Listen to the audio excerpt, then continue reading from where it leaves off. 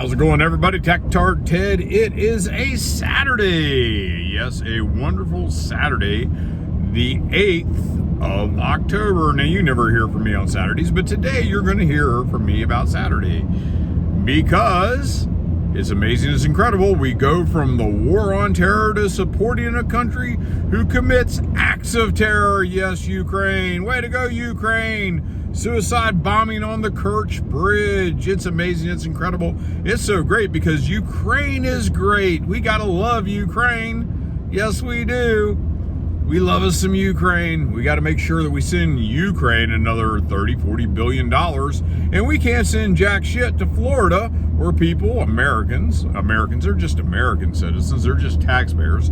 Lost fucking everything. But hey, we don't need to send them money. No, it needs to go to Zelensky and Ukraine. So for those of you who don't know, the Kerch Bridge goes from Russia across the Sea of Azov to Crimea. Yes, Crimea, you know, that wonderful place that became part of Russia once again, because it was prior to 1950s.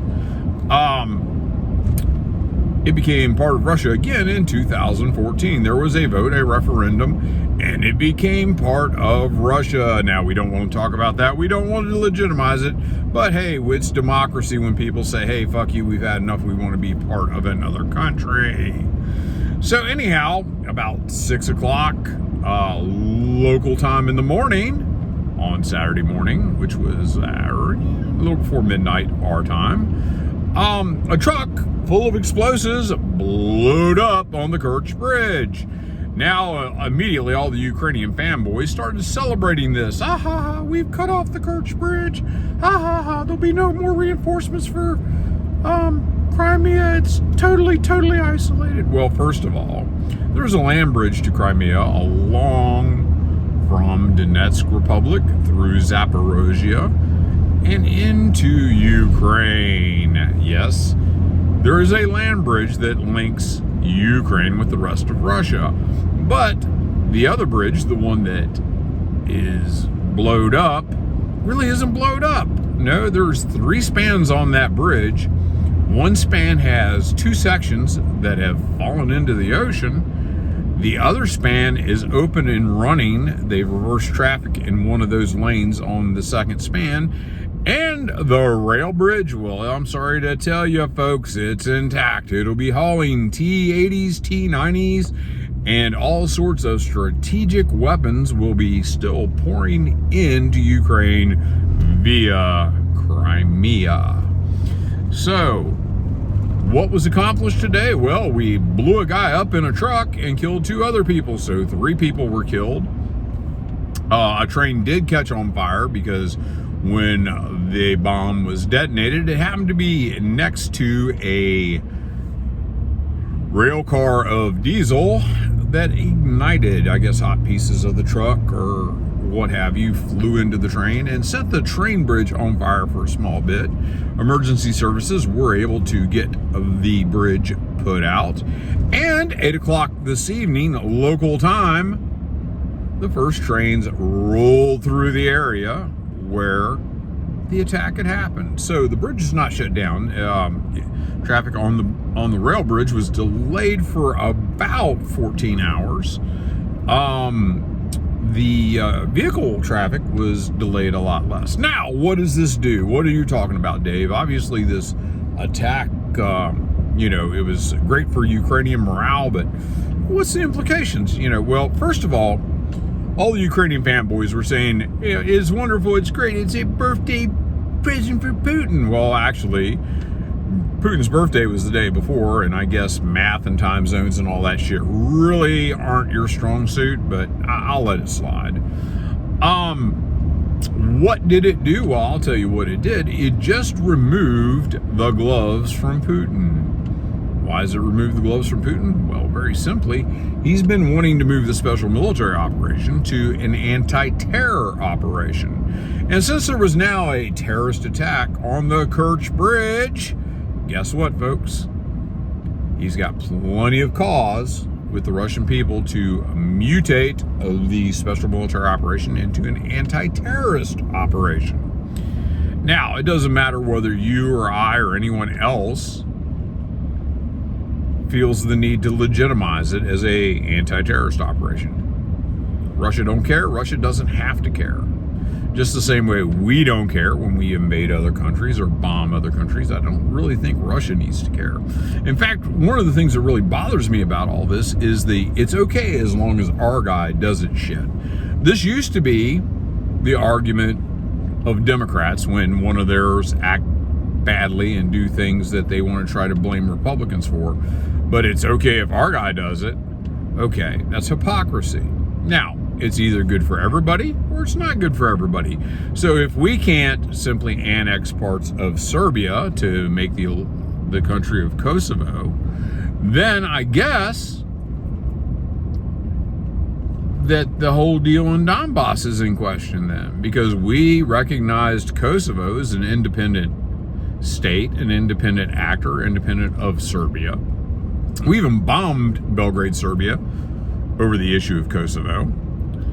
And it's incredible, it's fine and dandy, but when Russia wants to recognize the independence of Lugansk or Donetsk, we have a shit fit. Oh, that's not good. That's not good. We can't do that. And then when Russia sends in troops, oh, that's terrible. It's the sovereignty of Ukrainian borders are at stake. Well, we didn't really seem to give two shits about the sovereignty of Serbia.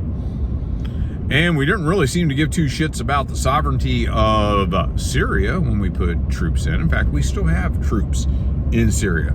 In fact, I think usually when we decide on a military operation, I don't think we really bother about the sovereignty of an individual nation. But then again, it's okay when we do it. It's not okay when anyone else does it. That's called hypocrisy. So apparently now suicide bombing is great and happy and joyful as long as it's Zelensky's government that's doing it. I'm sure if the PLO or whatever current anti-Israeli faction has a suicide bombing, we'll condemn that. Oh, absolutely, we'll condemn it. I know I'll condemn it, just the same as I'm condemning the suicide bombing on the Kerch Bridge. That's barbarity. It's ridiculous. But hey, you folks want to be hypocrites, dude, go right ahead. I honestly don't care. You can be a hypocrite. Just don't get upset when I call you out for it. So, like I said, everything's handy dandy and running, but now, not only is the gloves off for Putin, but I guarantee you the Russian public are going to force Putin to remove the gloves.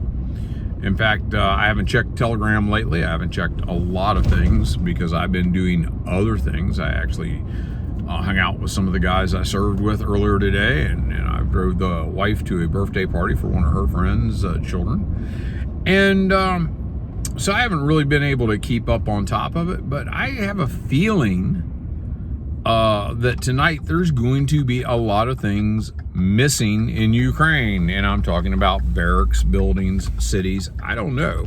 But I have a feeling that Putin will have a lot of thank you notes for his birthday gift that he'll be delivering to the Ukrainian people over their nighttime hours. Now, let's be honest about this. I understand time zones. In a couple more hours, it is going to be daylight in Ukraine. Actually closer to 11, 12 o'clock tonight. So we're talking at 7, 3, 4 more hours, it's going to be daylight. And we'll get a good idea of what happened overnight. Don't cry when a lot of shit is getting fucked up, because you same idiots that were applauding a suicide attack on a bridge that killed 3 people and really caused a disruption in traffic for about 14 hours. Don't be upset when a bunch of shit gets fucked up tonight in retaliation for that. Hey, it's bought and it's paid for. You guys need to accept it. You guys need to love it. This is the big boys game. Put on the big girl panties and go for it. You guys don't understand what war is. You know, this whole cavalier bullshit that I have heard over the last week coming from the West about the use of nuclear weapons, and it just didn't start this week. I love how the West has been talking about nuclear exchanges since this shit started, and suddenly when Putin says, hey, you keep fucking with us, and you dare to use nuclear weapons, I'm not going to shy away from it. And suddenly Putin's the bad guy. Putin is the one saber rattling. Putin is the one causing all this shit. Well, that doesn't seem to be the case, folks. In fact, everything to me sounds a lot different than what you're trying to portray everything as. And the idea that we are taking this whole cavalier attitude towards nuclear war is disgusting. It's absolutely disgusting. Mutually assured destruction, MAD. That's been the way for years.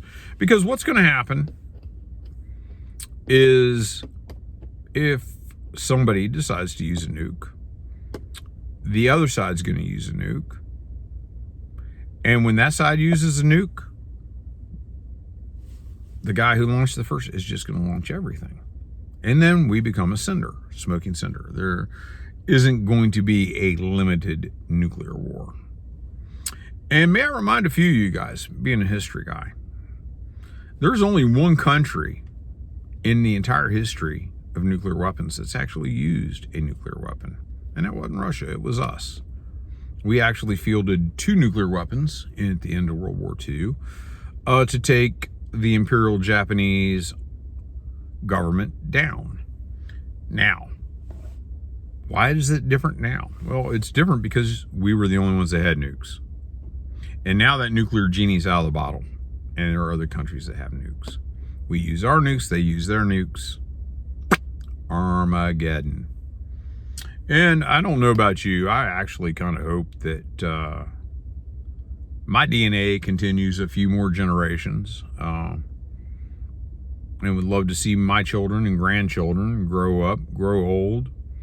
You know, I realize I'm not going to see them grow old, but I'd like to see them grow up, and I would like for them to pass on a peaceful death at the end of it. Have a very fruitful and productive life.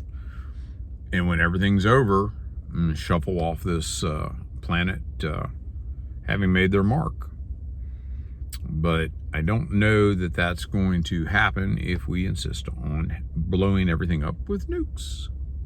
So anyhow, that's my Saturday update. I don't usually do a Saturday update, but there we go, man.